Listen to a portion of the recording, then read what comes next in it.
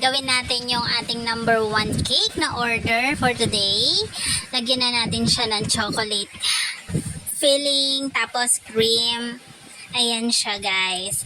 Kung napanood nyo yung previous mga pinost ko na video, shorts, makikita nyo yung mga ginupit ko. Dito natin siya ilalagay. Alam nyo na kung anong team yung ating cake, number 1 cake na si Tinkerbell. Dahil si Tinkerbell ang ating team, kailangan kulay green ang ating frosting. Diba?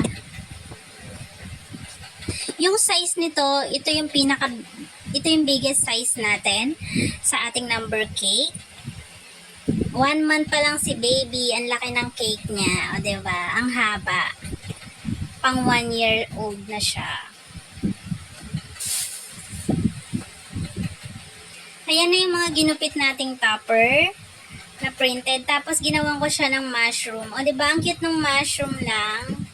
Tapos fondant na flower, tsaka fondant leaves ang nilagay natin. Tapos nilagyan natin siya ng edible pearl na kinalat natin dyan sa number 1 cake.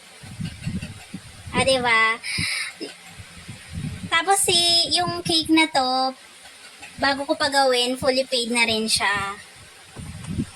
So, napakabait ni ma'am. Agad siyang nagbayad. Thank you po sa tiwala nyo. Although meron tayong mga cancel cake ng mga nakaraang araw bago natin gawin to. So, talagang ganun kasama yun. So, ayan, number 1 cake. Sabi ni ma'am, pag nagustuhan niya, order siya ulit sa atin next month. Sa atin na siya order. So, we're looking forward next month, ma'am, for your next order. Ayan na siya, ang ating finished look. O, diba, ang ganda. Nagustuhan naman ni ma'am nung nag-deliver tayo. Next month ulit daw. Thank you!